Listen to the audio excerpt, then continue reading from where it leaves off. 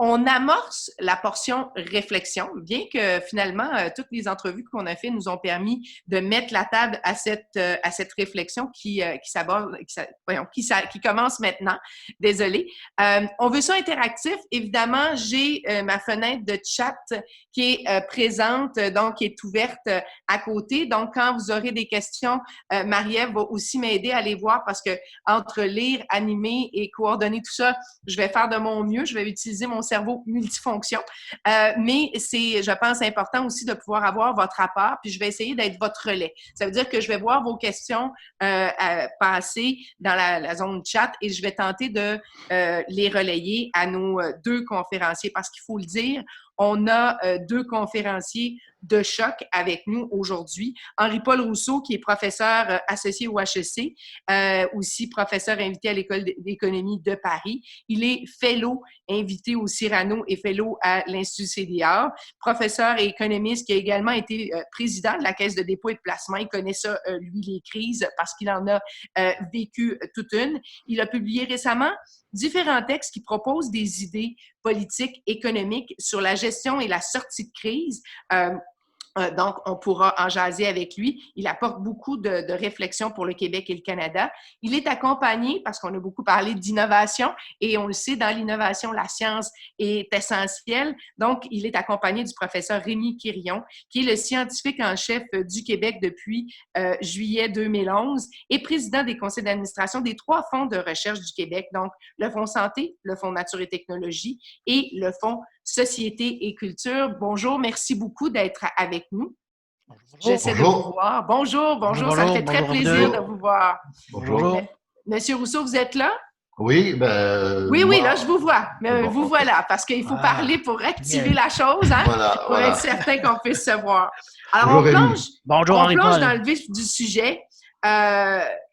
Donc, j'ai envie, parce que je pense que c'est la question qui est sur toutes les lèvres actuellement, on se demande beaucoup comment la crise sanitaire va modifier notre façon de vivre, notre rapport aux autres, puis notre rapport à l'économie. Alors, peut-être pour mettre la table, Rémi Quirion. Oui, question intéressante et peut-être 2 aspects. Mais je devrais dire en commençant, merci à la Chambre de commerce là, de Laval. Très heureux d'être avec vous ce matin. Je pense qu'on était tous, depuis 10-15 ans, peut-être un peu plus, là, avec les nouvelles technologies, la rapidité de tout ce qui se passait, on se pensait un peu invincible. Là. On peut aller passer le week-end à Paris, on revient, prendre l'avion, c'est comme aller chez le voisin, etc., etc. Là, il arrive un petit virus que personne ne voit, mais qui met le Québec et le monde sur pause. Et là, finalement, ce qu'on voit là-dedans, c'est que l'humain est un animal très social. Mm-hmm. En plus, on est confiné. Donc, il y a des manques d'un peu partout, ce qui fait que on a pris conscience de l'autre, si on met ça un peu en termes philosophiques, là, oui. Vraiment de l'autre. Il y a des points très positifs à tout ça, mais il y a aussi des inquiétudes. Hein? On marche dans la rue et on prend les 2 mètres, on essaie de rester un peu à distance, on a un peu peur de l'autre en même temps. Bon, et ça, je pense que ça va durer un certain temps. Donc, ça, c'est un impact de la pandémie, là, qui va avoir pour les années à venir des impacts en termes de transport, en termes, bien sûr, nos voyages à l'étranger, en termes d'interaction dans la famille, peut-être moins, mais avec les gens qu'on ne connaît pas trop dans le bar, on va avoir un petit peu peur d'être trop près d'eux. Mais il y a peut-être un peur de l'autre un peu? Peur de l'autre un petit peu aussi, parce qu'on ne sait pas qu'est-ce qu'il y a sur lui ou sur elle en termes de virus ou de bactéries, et on était insouciants, mais là, on l'est de plus en plus de ce côté-là. Et peut-être qu'il va y avoir des bons côtés, comme par exemple, là, si on commence de plus en plus à tous porter des masques, bon, ça peut nous protéger un peu contre cette pandémie-là, contre la COVID, mais en même temps, l'influenza, la grippe, à l'automne, si on porte des masques, ben, l'hiver, il va y avoir moins de grippe. Donc, ça aussi, c'est un côté positif. Là. Il y a quand même des côtés positifs de tout ça. Et le deuxième grand changement, je pense, c'est qu'on a réalisé, et c'était mentionné par certains des intervenants avant, là, qu'on ne peut pas décider globalement à travers le monde de centraliser la production d'un produit X à un ou deux endroits. Donc, tous les chaînes d'approvisionnement, très importants, et on a vu des défis de ce côté-là, et pour se préparer pour une éventuelle deuxième phase, il y a énormément de travail au gouvernement du Québec, mais dans d'autres gouvernements, et dans l'industrie, pour être mieux préparé de ce côté-là, parce que lorsqu'on est très dépendant du voisin, et que le voisin ferme ses frontières, on a des problèmes. Exactement. Ben, Henri-Paul Rousseau, je pense que Rémi Quirion met la table en parlant justement de la conscience de l'autre, mais aussi des défis qui sont apparus pendant cette crise-là. Il y a aussi des intervenants qui sont avec nous aujourd'hui qui disent est-ce qu'on va revenir rapidement à ce qu'on a toujours été ou est-ce que vraiment ça va modifier notre rapport avec l'autre? Merci d'abord, Mme Legloire. Merci à Caroline Deguy d'avoir organisé cet événement. Bonjour, Monsieur le maire, tout le monde. Ça me fait plaisir d'y participer. Une grande question, qu'est-ce que la crise sanitaire va modifier sur nos façons de vivre et en quoi ça va impacter notre avenir? Rémi l'a dit, mais je le répète, je pense qu'on était dans un environnement où on avait une certaine légèreté. On avait confiance, on faisait face, dans le fond, à des trajectoires qu'on croyait tous un peu linéaires, avec des choix, avec des questionnements, mais fondamentalement, notre environnement, soudainement, est passé de cet environnement de légèreté à un environnement qui est assombri. Il est assombri, puis là, je parle autant quelqu'un qui est un homme d'affaires, un maire de la municipalité, un consommateur, un travailleur. En fait, c'est notre environnement de décision, de travail, de loisirs, de tout ce qu'on fait dans la vie qui est soudainement assombri. On n'a plus cette légèreté qui était notre caractéristique. Oui, on avait des défis, mais dans le fond, on réussissait non, on est assombri. Principalement parce qu'on est assombri par un niveau d'incertitude qu'on connaissait pas avant, qu'on avait oublié. Et on réalise que non seulement il y a des incertitudes qu'on avait oubliées, mais plus important encore, qu'on fait face à des risques systémiques. Rémi en a parlé. Donc, des risques systémiques, c'est quoi? C'est qu'on ne peut pas les diversifier. Je ne peux pas les passer à quelqu'un d'autre, c'est tout le monde qui les a. Donc, on a les fameuses pandémies, mais on a aussi des risques de toute nature, des tsunamis, des problèmes de météo, des changements climatiques qu'on voit. Donc, on réalise soudainement que, non, on n'est pas dans le monde qu'on pensait où on était. En fait, le monde dans lequel on est, soudainement, on fait face à un grand brouillard. Oui. Et tantôt, je vous écoutais avec le ministre, tout ça, c'est intéressant. Mais j'admire beaucoup ce qu'ils font, mais ils ont on doit être indulgent parce qu'ils font face au même brouillard que nous. Who knows?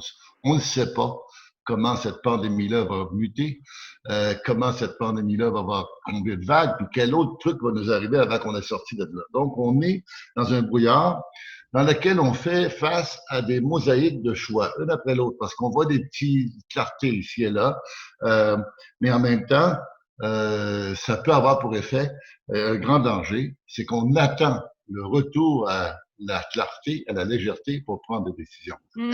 Erreur. Donc, mon principal point par rapport à votre question, qu'est-ce que ça a changé? Ça a changé ça. On est dans le brouillard, mais c'est pas parce qu'on est dans le brouillard qu'on ne doit pas planifier. Et c'est là qu'on doit se replier sur des choses fondamentales qui vont guider notre action, qui vont faire en sorte qu'on va faire des choix, peu importe ce qui se passe. En d'autres mots, des choix qu'on ne regrettera pas. Et ces choix-là ont généralement comme caractéristique, et c'est mon deuxième point, d'être des choix sur le long terme. Et c'est difficile parce qu'on a les deux bottines prises dans la c'est ça. Puis il faut penser à l'avenir. Et ça, c'est tellement difficile. Et donc, on pourra y revenir plus tard, mais pour moi, c'est ça le gros point, c'est le changement nous oblige à avoir un horizon. Et je parlerai tantôt de l'importance de l'horizon. Mais vous mettez la table sur quelque chose qui est tellement fondamental, mais en même temps tellement complexe, parce que je me souviens, il y a un intervenant de l'OMS qui avait dit, tu sais, on est en vol, il faut prendre des décisions, mais il faut agir, il ne faut pas attendre. Mais Rémi Quirion, quand on agit dans une période de crise où on est en train de redéfinir le nouveau normal, c'est pas évident de pouvoir arriver au défi que nous donne Henri-Paul Rousseau, celui d'avoir cette perspective à long terme, parce qu'on a l'impression qu'on est un peu dans l'immédiat.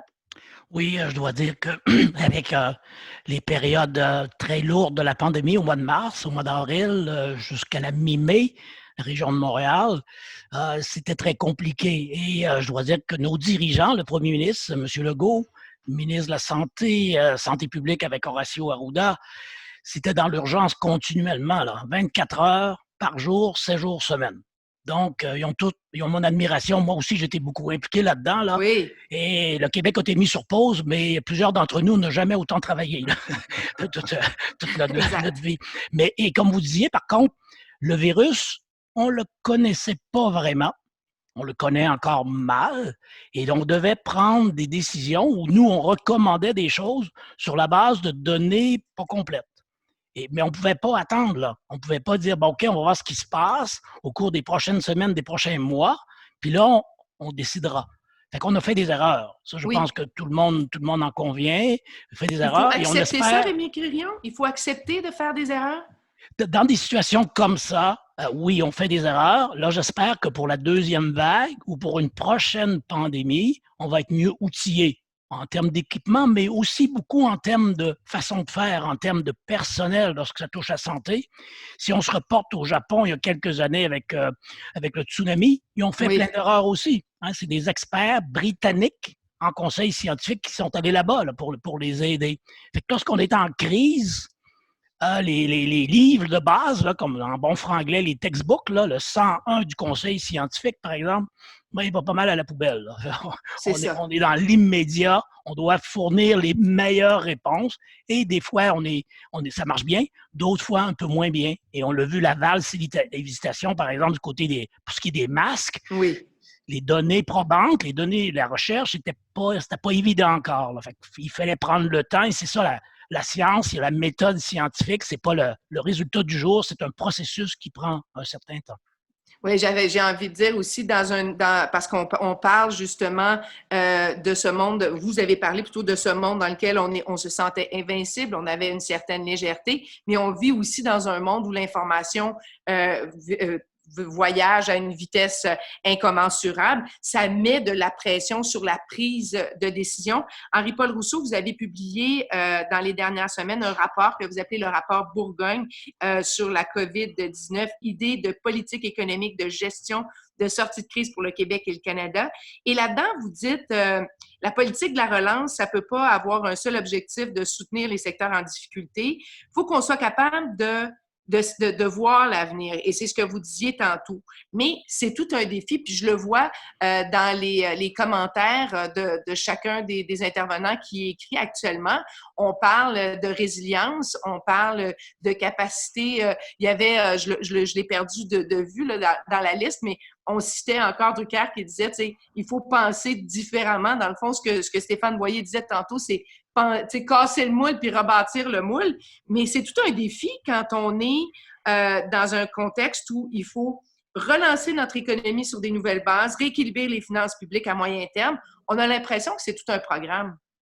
Vous avez raison, mais pour guider nos actions dans un environnement comme ça, et Rémi en parlait, on a des trucs très urgents à faire et il faut les faire.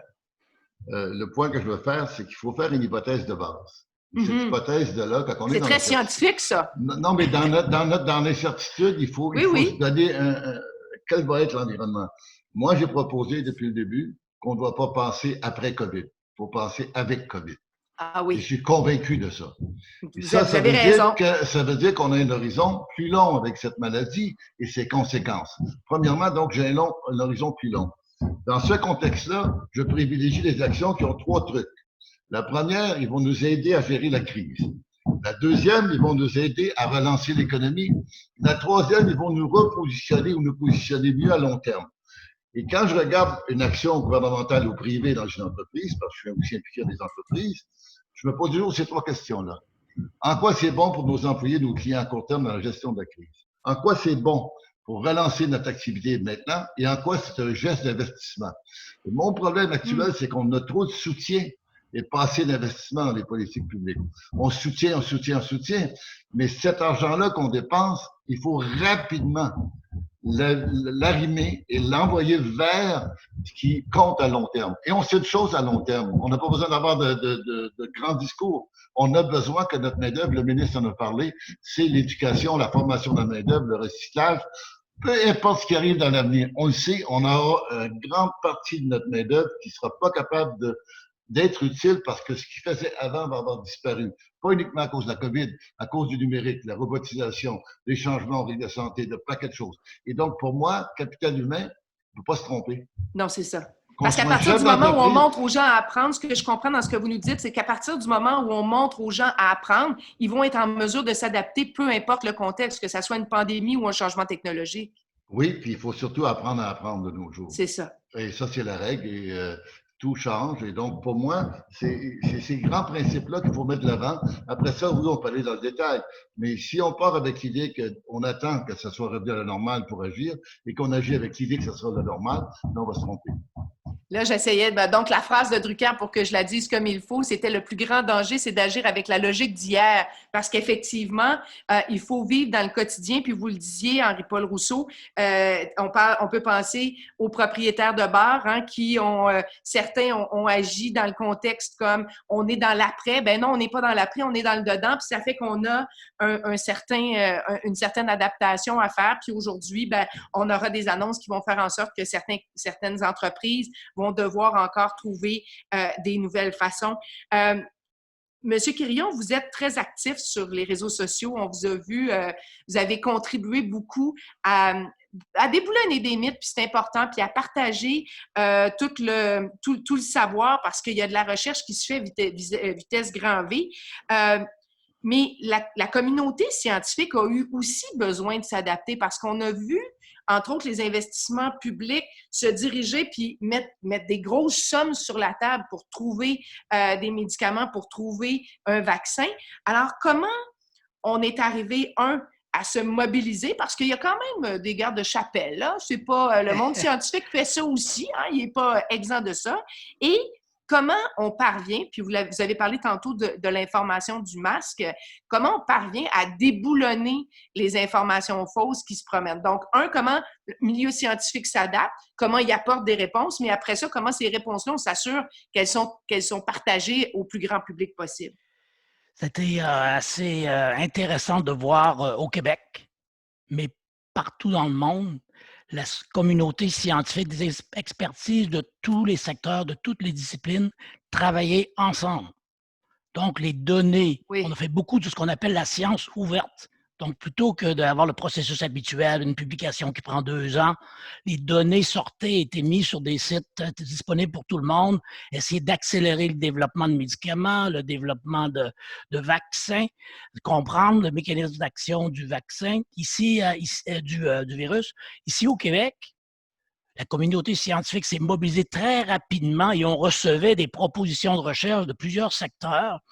Et finalement, on a décidé de créer un comité des fonds de recherche du Québec avec le ministère de la Santé et des Services sociaux et le ministère de l'Économie et de l'Innovation. Et en deux semaines, on a reçu plus de 700 propositions de recherche. Incroyable. Donc, le monde scientifique était là, il était prêt. Il voulait vraiment travailler, trouver des façons d'aider pour essayer de s'en sortir le plus rapidement possible. Et ça allait du vaccin, mais jusque de plus en plus des aspects de santé mentale, de toxicomanie, les jeunes qui lâchent, etc., etc. Il y a des volets-là aussi, il y a des impacts énormes de ce côté-là. Donc, mobilisation de la communauté scientifique et plusieurs chercheurs ont été très présents dans les médias aussi. Donc, oui, là, juste pour vous dire, professeur Quirion, justement, dans les commentaires, je vois des gens qui disent que le fait qu'il y a eu des scientifiques comme vous à l'avant-plan qui ont été médiatisés, ça a pris de l'attention médiatique et ça a fait du bien. C'était en même temps des beaux modèles parce qu'on parle de préparer l'avenir en même temps qu'on est dans la crise. Ça a été ça, là. Oui, beaucoup. Et moi, je dis souvent un peu à la blague que j'aime bien le hockey, mais on était bien de ne pas trop avoir de hockey. Ça fait de la place pour la science et pour les scientifiques. Maintenant, il faut garder cette place-là sur la place publique. Et oui, le public est très intéressé. Et aussi, je pense que le public, ça vient par ce qu'on mentionnait du côté des fausses nouvelles. Amener le public. Et des fois, c'est un peu difficile de comprendre la façon dont la science progresse. Mais à comprendre que c'est finalement le résultat du jour, c'est peut-être pas la vérité absolue. La science, c'est un long processus, c'est la méthode scientifique. On doit valider les informations et on peut avoir un président des États-Unis qui dit « Moi, j'y crois, que ce médicament-là marche ». ça prend un peu plus que ça. Là. Il faut vraiment, on peut Et pas. c'est difficile quand on a donc des modèles. Puis on en parlait hier. Donc, par exemple, un chef de l'opposition, un premier ministre qui porte pas le masque dans un endroit où c'est obligatoire, des influenceurs qui n'observent pas la distanciation sociale. Quand nous, on est en entreprise, puis qu'on tente de se relancer, puis qu'on voit que même les modèles ne parviennent pas à le faire, il faut que la science soit capable de venir nous outiller. Et là, c'est sûr qu'avec les réseaux sociaux, le phénomène des fausses nouvelles en période de crise, bien, a pris de l'ampleur. Donc, et on comprend mal encore comment réagir. Donc, si on veut financer de la recherche dans ce secteur-là aussi, là, c'est de mieux comprendre ces phénomènes-là. À l'autre bout du spectre, ce qui est intéressant pour nous, vous parlez d'entreprises, il y en a à Laval énormément, la région de Montréal, à Québec, le Conseil du patronat nous a contactés. C'est relativement rare. Et là, on contactait en disant, on aimerait parler avec vous. Et là, c'était les Bombardier, Air Canada, Aéroport de Montréal, Port de Montréal et plein d'autres qui disaient, nous, on ne peut pas nécessairement attendre après le gouvernement. Différentes règles, différentes façons de faire. On veut réouvrir. Est-ce que les chercheurs du Québec peuvent aider en termes d'avoir une montre qui permet de savoir est-ce que tu es assez loin de ton collègue, oui, tout à fait. de tout ce qui est des infections, donc énormément. Donc ça, d'avoir aussi ce lien-là avec le secteur privé, pour nous, c'est intéressant. C'est sûr que ce n'est pas moi qui fais ces choses-là, c'est des collègues chercheurs un peu partout sur le réseau qui, maintenant, vont avoir davantage de liens avec le secteur privé, avec la grande entreprise, mais aussi les petites et moyennes entreprises au Québec. Et comme disait Henri Paul, le nerf de la guerre, pour nous, au Québec, et un peu partout, mais particulièrement au Québec, c'est vraiment nos cerveaux. Oui. Oui, on a besoin de pétrole encore, malheureusement, on a besoin, là, mais c'est vraiment la relève, les jeunes, nos cerveaux, s'assurer qu'on a une éducation de la meilleure qualité, qu'on forme des jeunes qui sont très innovants, qui vont créer leur propre compagnie par la suite, les aider à faire ça, et les garder ici au Québec par la suite aussi. C'est là qu'il y a un défi, là, parce que plusieurs pays à travers le monde, pour sortir de la pandémie, vont investir massivement en recherche et innovation. Ce que la Corée du Sud ou l'Angleterre prévoit faire en intelligence artificielle, c'est 20 fois ce que le Québec fait en 5 ans. Là. C'est énorme. Donc, il va y avoir des compétitions pour les meilleurs cerveaux. Il y en a toujours eu, mais là, ça va être encore plus accentué au cours des années à venir. Ben, puis ça met justement, vous le disiez, Henri-Paul Rousseau, il faut apprendre à apprendre. Donc, le rôle de ces cerveaux-là, c'est aussi, dans cette vision d'avenir, d'être capable d'en créer de nouveaux, donc par la formation, par le fait de stimuler de la formation. Et je peux vous dire que dans les différents commentaires qu'on a, il y a deux choses qui ressortent principalement. C'est justement, les gens sont très d'accord avec vous, Henri-Paul Rousseau, sur le fait qu'il faut vivre avec la crise. Et d'ailleurs, professeur Quirion, vous étiez aussi dans cette perspective-là. Et sur cet aspect d'apprendre à apprendre, cet aspect de la formation, on a vu le gouvernement du Québec mettre en place un programme. On a l'impression, par ailleurs, que c'est pas quelque chose, on dit toujours il faut valoriser l'éducation, il faut valoriser la formation, mais comment on fait pour passer de la parole aux actes, Henri-Paul Rousseau, pour que la formation devienne vraiment un moteur de développement économique et que ce soit quelque chose qui soit autant valorisé dans la société pour de la petite enfance jusqu'à l'université, mais aussi dans nos organisations? C'est assez formidable hein, qu'un grand problème de santé va nous amener finalement à reconnaître l'éducation comme une priorité au Québec et même au Canada. Et pourquoi c'est comme ça? Je pense que c'est une très, très bonne nouvelle. D'abord, d'emblée, une population qui est bien éduquée, qui est bien informée, généralement est en meilleure santé. D'ailleurs, sur le plan sociologique et économique, on le voit. Okay? Donc, l'éducation et la santé, c'est la même médaille, mais des deux côtés. Votre question, c'est comment on fait pour que l'éducation et la formation redeviennent prioritaires? On l'entend déjà. Mais moi, je dis que le premier chantier, c'est le chantier du capital humain. Et là, je vais peut-être faire une hérésie. Je rêve du jour où les provinces, le fédéral, vont regarder l'éducation au niveau canadien et de faire quelque chose qui ferait en sorte qu'au niveau de la main-d'œuvre, et je fais une distinction. Oui. L'éducation scolaire, là, jusqu'à temps qu'on soit, disons, à l'université ou avant, peu importe, c'est une chose. Mais la formation de la main-d'œuvre, le recyclage, la capacité de prendre quelqu'un qui a 50 ans, plutôt de lui dire tu t'en vas chez vous. Mais non, à 50 ans, on est encore jeune de nos jours. On est capable d'apprendre et on est encore utile. On est capable d'avoir du bonheur en travaillant. Surtout dans un contexte qui va être de moins en moins physique et de plus en plus numérique. Oui. Et donc, pour moi, la question de la formation d'éducation, c'est d'augmenter le niveau de littératie au niveau des saines habitudes de vie en prévention, au niveau de la littératie numérique. Et ça prend des programmes où tout le monde se parle et s'entend pour le faire. D'ailleurs, en mon opinion, et je la documente très bientôt dans un petit document que je vais lancer probablement la semaine prochaine, qui va s'appeler le panier bleu, un outil pour la transition numérique et écologique du Québec. Oui.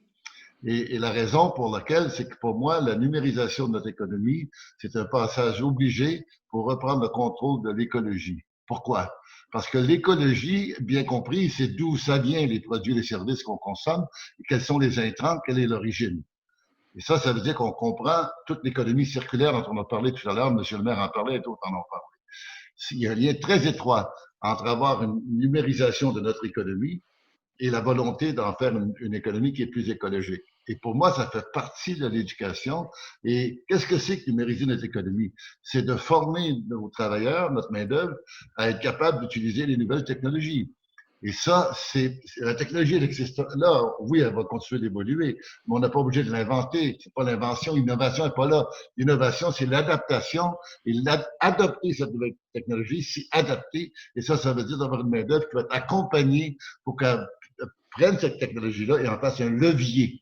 Et pour moi, c'est ça la priorité de l'éducation, c'est faire en sorte que nos travailleurs soient maîtres de la technologie et non uniquement des gens. Souvent, on voit, on les consomme parce qu'on a les bidules et nos enfants et nos petits-enfants le font. Mais on parle ici de maîtriser la technologie pour l'éducation, le télétravail. On s'en va dans un monde numérique. Tantôt, on parlait des infrastructures. Je veux bien ça prend les infrastructures. Oui. Mais l'infrastructure la plus importante pour l'avenir, c'est l'infrastructure numérique. La pierre angulaire de ça, c'est la capacité de former le monde à distance et de les aider dans cette démarche. Je l'arrête ici, on pourrait en parler longtemps, mais... Oui, mais on a vu la limite de ça, hein, M. Rousseau. On a vu la limite de notre réseau de l'éducation qui a été... en tout cas, qui a pris beaucoup de temps à pouvoir s'adapter parce que justement, on n'était pas, nous, prêts à enseigner à distance. Donc, je pense que c'est une sonnette d'alarme ou en tout cas, c'est oui, tout à fait, mais moi, je ne jette pas la pierre à tous ces leaders du milieu de l'éducation, privé comme public, universitaire et autres. Le but n'est pas ça, hein, on a basculé, oui. OK? Mais c'est un constat. Cette bascule n'est pas terminée. Oui, on n'était pas prêts, mais qui était prêt? Très peu. Moi, je participe à Paris à l'université, les autres non plus n'étaient pas prêts, puis j'ai des amis à Boston qui étaient plus avancés, oui, mais bien d'autres qui sont pas prêts. Tout ça, en fait, c'est un cri, comme vous dites, une annonce qui nous dit, ben, il faut faire quelque chose, et ça doit se faire. Mon point, c'est de dire, il faut mettre des sous, là. Oui. Aux bons endroits, ce que je comprends. Il ne faut pas mettre des sous uniquement dans la brique. Je veux bien relancer la construction, mais c'est un one-shot deal. Alors que si on investit dans la formation du personnel, de nos employés, de nos travailleurs, et que c'est fait de façon correcte, on va aussi contribuer à relancer notre économie. Parce que moi, j'aime mieux quelqu'un qui est payé à étudier que quelqu'un qui est payé à attendre le prochain chèque du fédéral. Et on le voit bien dans les pays scandinaves que, justement, les gens se forment toute la vie. Rémi Quirion, Henri-Paul Rousseau parle de briser les silos, en quelque sorte, hein? Que la science contribue à faire avancer, par exemple, la numérisation de l'économie, mais que les gens puissent se l'approprier. Il ne faut pas que ça reste en silo, que le savoir reste pris à un endroit. Et vous, c'est un peu votre rôle de s'assurer qu'il y a ce lien-là qui se fait entre la recherche, mais aussi l'application et la mise en application. Oui, peut-être juste avant, dire qu'on est inquiet au Québec, là, les illettrés, les gens qui ne savent pas lire un quotidien, lire un livre. C'est inquiétant. Mais ça va être encore plus dramatique, les illettrés du numérique. Tout à fait. Il y a le fossé numérique et il y a le fossé traditionnel de la littératie en général. Et souvent, je dis, les jeunes, les très jeunes, 3, 4, 5 ans, ils ont quelques neurones de plus que moi, là. Ils sont capables de jouer sur une tablette presque instinctivement, mais il ne faut pas laisser les autres, là. d'autres générations, comme quelqu'un a mentionné ça, 50 ans, c'est encore très jeune. Donc, offrir des possibilités de formation, on appelait ça formation continue, puis on avait souvent l'impression que c'était de deuxième niveau. C'était Oui, pas d'aussi grande qualité. Il faut que la exact. formation continue soit là et de très, très grande qualité et pour tous, pour être capable de se reformer 4-5 fois peut-être pendant une carrière. Parce que on va avoir besoin de ça, les choses bougent rapidement et d'adopter les nouvelles façons de faire, ça va être absolument, absolument essentiel. Et ce qu'on veut offrir de plus en plus, et ça a été, le ministre Boulet en a parlé un peu, là, et ça se fait chez vous à Laval, là, de plus en plus de stages en milieu de pratique. Hein, vraiment, Oui. là, offrir pour les jeunes, la jeune génération, d'aller dans l'industrie, apprendre, qu'elle soit petite, grande ou moyenne, mais apprendre sur ce qui se passe là et peut-être avec son intelligence ou de façon différente, de faire changer un peu les façons de faire. Mais ça Mais ne vous aussi, inquiète pas, professeur Quirion, parce que il y a un moment donné, le monde de l'éducation, le monde universitaire particulièrement, était très inquiet de la proximité entre l'économie, si on veut, et l'éducation. Moi, je me souviens là, d'avoir vu même des manifestations étudiantes qui ne voulaient pas cette proximité-là. Vous, ce que vous nous dites, c'est qu'en quelque part, ça peut être profitable à la fois pour la personne, mais pour l'institution, parce qu'on se tient au fait, ce que je comprends. et ça dépend des secteurs aussi. Là. Il y a des secteurs où ça se prête peut-être moins que d'autres. Mais ben, Laval, avec le grand secteur des sciences de la vie, Oui, l'aérospatial, ben, d'être capable d'aller pour quelqu'un assez jeune, d'être capable d'aller dans ces institutions-là, dans ces industries-là, c'est vraiment très, très, ça peut être très, très formateur. Et ce qu'on veut offrir aussi maintenant de plus en plus, au fonds de recherche, on en a parlé avec le ministre responsable, le ministre de l'Économie et de l'Innovation, si quelqu'un a 50 ans et il veut apprendre quelque chose de différent, changer un peu ce qu'il fait, bien, être capable de lui offrir des bourses. Parce que le oui. système qu'on a, est très linéaire. Hein? Tu fais ton collège, tu commences ton premier cycle, tu fais ton deuxième. Si tu as le malheur d'arrêter un peu entre les deux, bien là, tu n'es plus éligible pour aucun programme. Exact. Pour les femmes en particulier, ça peut être dramatique. Tu décides d'avoir un enfant et là, de réentrer dans le système, c'est pas simple. Donc ça, on veut être beaucoup plus flexible et ça fait partie d'un autre dossier sur lequel je travaille à la demande du ministre Roberge et maintenant, c'est la ministre McCann sur l'université de demain, l'université du futur. Et il y a plusieurs volets qui sont associés à ça, là. D'apprendre au long de toute sa vie, là. Et c'est pas parce que tu as un PhD à tel âge que là, tu sais tout, puis c'est Que tu sais fini. tout, puis c'est fini. Il faut continuer à apprendre toute notre vie. Et on est chanceux à Laval, la région de Montréal, la Montérégie, quand même un bassin de réseau de collèges, d'universités, de CCTT qui travaillent Oui. déjà assez bien, assez étroitement avec les industries.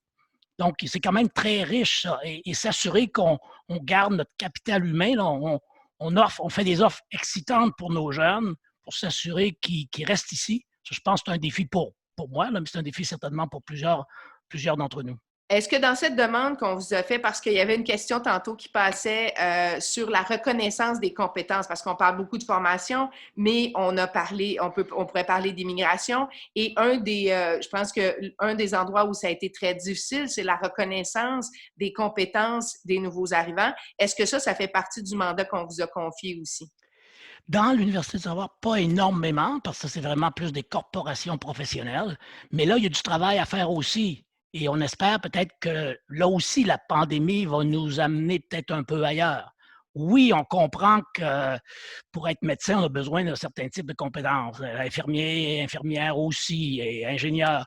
Mais ces groupes-là, je dirais, là, je ne veux pas trop les offusquer, mais ça n'a pas évolué beaucoup Non, c'est depuis là. plusieurs années. Fait que si on a besoin de plus de monde, on l'a vu pendant la pandémie, là, dans le domaine du secteur de la santé, on avait besoin de beaucoup de gens et peut-être qu'on n'a pas été aussi flexible ou agile qu'on devrait l'être pour être capable d'accueillir ces immigrants-là, bien les intégrer dans notre société en leur offrant des emplois de grande qualité. Là.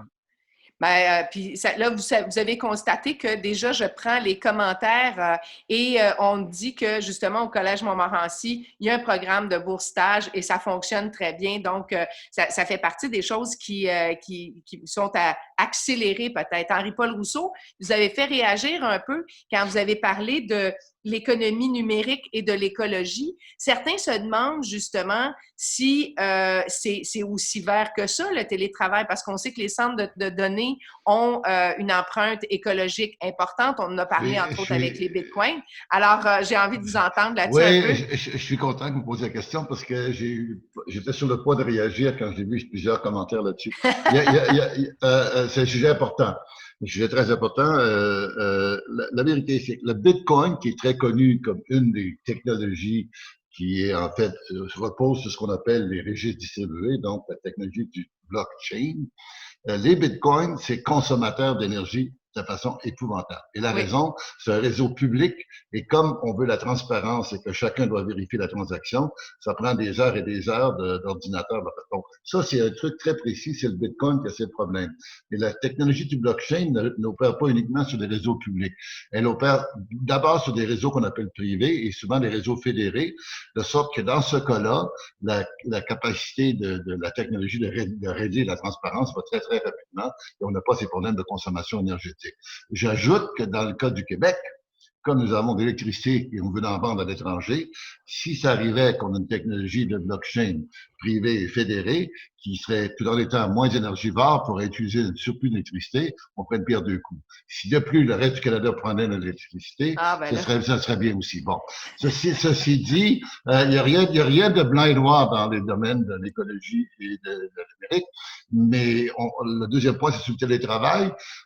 C'est à voir si la consommation de pétrole et toute l'empreinte énergétique et l'empreinte écologique associée au travail quand on se déplace au bureau, qu'on revient le soir, avec la pollution qu'on fait des villes. On l'a vu, notre ville de Montréal et toutes les villes de la planète, il y avait beaucoup moins de brouillard, beaucoup moins de smog, comme on dit, parce que le télétravail était là plutôt que l'automobile.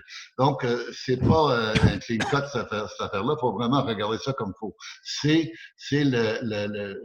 un vrai problème, je ne le cache pas. Cependant, pourquoi la numérisation a une qualité numérique? Un grand impact sur l'écologie, c'est qu'elle donne l'information au consommateur d'où vient son produit. Et s'il veut consommer local, il doit savoir ça a été quoi l'empreinte écologique du produit que je consomme. Et ça, seule la numérisation va nous le donner. Donc, c'est un autre sujet. C'est là-dessus que je vous disais que c'est un autre papier que je suis en train d'écrire. Mais je pense que c'est un sujet important.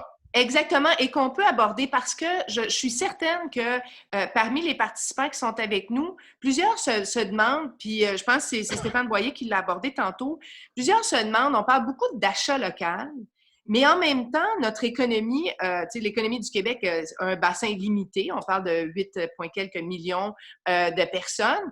C'est une économie qui est basée beaucoup sur l'exportation. Alors, si tout le monde se met à faire de l'achat local, comment on va faire pour soutenir la croissance, Henri-Paul Rousseau? Encore une fois, c'est pas une question blanc et noir. Exact. Le Québec, son PIB est équivalent à sa taille de la population. Et ce que je veux dire par là, c'est que quand on prend toutes nos importations, c'est 49,8% du PIB. 35 points quelque chose vient de l'étranger, 15,5 viennent du reste du Canada. Donc, quand on consomme un bien ou un service au Québec, il a de fortes chances d'avoir un contenu étranger très important. Donc, on ne trouvera pas, on ne parle pas ici des artisans, des artistes, des trucs qui sont purement locaux, qui sont importantes pour notre culture, pour notre savoir-faire. Mais quand on parle de consommation locale, on parle des produits agroalimentaires, des produits manufacturiers, ce qu'on retrouve à la fois sur la table et ce qui fait fonctionner notre économie. Et ça, c'est sûr qu'on vise pas par l'achat local à faire en sorte qu'on passe à un taux de consommation locale qui va nous empêcher de faire du commerce avec le reste de la planète. By the way, nous, on importe 48%, mais on exporte 47%. Donc, on est très imbriqué dans l'économie nord-américaine et l'économie mondiale. Ça va demeurer. La question, c'est que comme il y a une empreinte écologique très importante quand vous achetez, disons, un petit panier de bleuets qui vient du Chili, c'est très santé, comme on va vous dire, c'est très bon pour un paquet de choses. Mais sur le plan écologique, l'empreinte écologique de ce panier-là, j'aimerais savoir, elle est quoi par rapport à si j'achète des bleuets qui sont faits chez nous en serre. Ça, c'est un exemple. Okay? Ah oui, bien là, on l'a vu, il va y avoir une annonce, il y a une annonce imminente sur les tarifs hydroélectriques là, pour les serres. Alors donc, puis moi, je suis d'accord avec ceux qui disent qu'il faut à tout prix que la relance, on dit la relance, mais il faut que l'avenir soit une économie qui est aussi écologique. On ne peut pas passer à côté. Mais le chemin pour ça, c'est pas simple de dire on veut que tout soit écologique demain matin. Ça prend une trajectoire. Et dans cette trajectoire-là, je dis simplement que le numérique joue un rôle important parce que c'est le véhicule par lequel les consommateurs, les producteurs vont être informés. Un grand sujet, mais c'est très, très important que l'information, la transparence, c'est la base de l'écologie. Ah Sinon, ben, c'est on ne le fait intéressant pas. parce qu'il y a quelqu'un qui nous propose un outil de traçabilité qui inclut l'empreinte écologique des biens consommés. C'est une bonne idée, ça, Rémi Quirion? C'est quelque chose qui est dans les cartons de nos scientifiques? Oui, oui, oui. Il y a quelques chercheurs en milieu académique, mais aussi dans les PME qui travaillent sur ça au Québec. Puis il y en a bien sûr dans le monde. Mais peut-être pour rebondir un peu sur certaines Oui, des commentaires précédents, je pense qu'il faut viser l'excellence. L'excellence en recherche, l'excellence en sciences. Donc ça prend des investissements. J'ai déjà parlé là, de nos universités, nos collèges comme les PME du savoir, si on veut. Là. oui, Et excellence des produits, si on vise à avoir des produits d'une très grande qualité, oui, peut-être qu'il va être un peu plus cher, mais on va peut-être être plus près du modèle de la Suisse, qui est aussi un petit pays, mais qui se tire très bien à faire parce que leurs produits sont de très grande tout qualité. à fait. Fait qu'aussi viser la qualité dans nos produits, pas juste la moyenne, si on veut. Donc ça veut dire qu'il faut que les gens soient très bien formés. Il faut que l'industrie soit à la fine pointe, qu'on puisse se mettre à jour avec les nouvelles technologies continuellement. Et bien sûr, les gouvernements peuvent aider aussi en termes à l'international, faciliter les échanges et tout ça. Mais je pense que l'excellence d'un produit, c'est absolument essentiel. Pour ce qui est de l'écologie, et là, j'espère que, peut-être un peu naïf, mais j'espère que la pandémie va nous amener là un peu plus. On a vu qu'on pouvait faire des choses rapidement pendant cette pandémie-là. C'était Oui. très concret. Oui, les cycles se sont rapetissés, là, vraiment, sont devenus tout petits. Et le voisin pouvait atteindre la COVID, certains en meurent, tout ça, donc très concret. Donc maintenant, ce qu'on essaie de voir du côté recherche, du côté science, c'est plus des sciences sociales, sciences humaines. Est-ce qu'on peut pas utiliser ça pour essayer de montrer à nos concitoyens les changements climatiques, ça veut dire quoi pour moi? Oui. Pas aux Nations Unies, là, Non, non, chez nous. puis pas au Québec, mais dans ta ruelle, ça veut dire quoi? Donc, très concret. Et si on essaie de trouver une nouvelle façon pour rendre ça vraiment très terrain, et là, il va y avoir des rôles c'est déjà en marche, mais très importants pour les villes et les régions. Parce que c'est vraiment là, dans le concret, et c'est la municipalité qui a le lien très étroit avec le citoyen. Donc, on veut travailler davantage, nous, au niveau de recherche, là, avec les villes au Québec, pour vraiment voir est-ce qu'on ne pourrait pas accélérer cette transition écologique-là. Puis on parlait d'économie circulaire, avoir des réseaux d'économie circulaire, des choses comme ça là, pour sensibiliser un peu tout le monde à ces besoins-là. Et il y a beaucoup aussi de nouveaux savoirs là-dedans et Exact. une nouvelle économie qui va créer des emplois de qualité aussi. Ben, c'est intéressant parce qu'on vous parlez de travailler en réseau dans le fond, hein, puis il y a un de nos participants qui fait partie du Swiss Hub, qui est une chambre de commerce qui est située partout dans le monde et qui permet de partager les meilleures pratiques. Vous parlez de cette qualité, mais vous parlez aussi de cette rapidité qu'on a appris en temps de crise. Moi, j'ai envie d'ajouter qu'on a accepté aussi que tout pouvait ne pas être parfait du premier coup. Pour moi, c'est une des leçons qu'on peut tirer de cette crise-là. On arrive déjà à la conclusion, ça va tellement vite, mais je pense que les gens ont pu aussi contribuer à la discussion. J'espère que tout le monde y a trouvé son compte, mais j'ai envie au moins de vous entendre en conclusion pour savoir justement si une des leçons à tirer, c'est qu'on a accepté que tout n'avait pas à être parfait du premier coup, quelle autre leçon on peut tirer et qu'est-ce qu'on peut apprendre de ça justement pour devenir une société apprenante qui se projette dans l'avenir parce qu'il faut apprendre à vivre avec la crise et peut-être définir une nouvelle normalité. Henri-Paul Rousseau. Ma suggestion, je la répète, je pense qu'il faut tous penser à avoir une réserve stratégique et plus précisément contribuer à la réserve stratégique. Et ce que je veux dire par là, c'est pas d'avoir un grand nombre de rouleaux de papier de toilette chez soi. Ce à quoi je réfère, c'est on sait qu'on aura d'autres crises, qu'on aura d'autres tsunamis, qu'on aura d'autres situations comme aujourd'hui.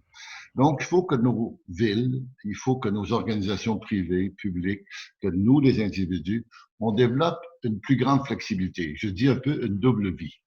Par exemple, si je suis un mécanicien dans le secteur de l'automobile ou un ouvrier, c'est bien, c'est mon métier, je gagne ma vie. Mais avec mon employeur, il devrait y avoir un programme par lequel je vais devenir, supposons, un pompier. Oui. Pompier volontaire. Donc, je suis en réserve. Donc, je deviens pompier en réserve. Un autre, ce sera d'autres dimensions. Je vais être capable de construire des lits. Un autre, ce sera capable de soigner les personnes âgées. Donc, de développer une flexibilité individuelle et fonctionnelle, c'est ça le concept de la réserve stratégique, c'est d'avoir une double capacité. J'ai ma vie comme citoyen, comme employeur, comme employé, comme patron, peu importe ce que vous faites comme chercheur, mais je dois aussi être en réserve de la société. Et je peux contribuer à un désastre écologique, je peux contribuer et je lève la main. Je suis enregistré dans un registre complet et quand ma ville a besoin de moi, on me dit, voilà, on a un désastre ce matin près de la rivière, on a besoin de 500 personnes, tu fais partie de la liste, est-ce que tu es disponible telle date? Ici, là, on fait un horaire. Ça, c'est le concept de la réserve stratégique. Elle doit être répandue à travers le pays. Dans son, on doit ajouter réserve stratégique des médicaments. Rémi en a parlé, il ne faut pas se fier à un seul pays. Ça prend aussi des réserves stratégiques au niveau du paramédical et du médical. Mais mon idée, c'est de développer de la flexibilité, aussi dans les usines. Oui. Il faut qu'une capacité, et on a eu des usines qui ont été rapidement capables de produire des masques. D'autres ont été capables de produire d'autres choses. Mais ça a été un peu long. Donc, il faut rendre ça plus systématique.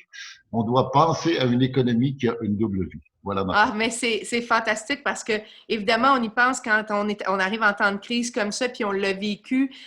On cherchait tous à vouloir contribuer d'une façon ou d'une autre. Certains sont allés donner du sang, c'était ça la contribution qu'ils pouvaient faire. D'autres ont pu soigner les aînés. By the way, là, je veux rapidement que le fédéral arrête de dépenser de l'argent, garder le monde chez eux. Il faut les mettre sur la double vie au plus sacrant.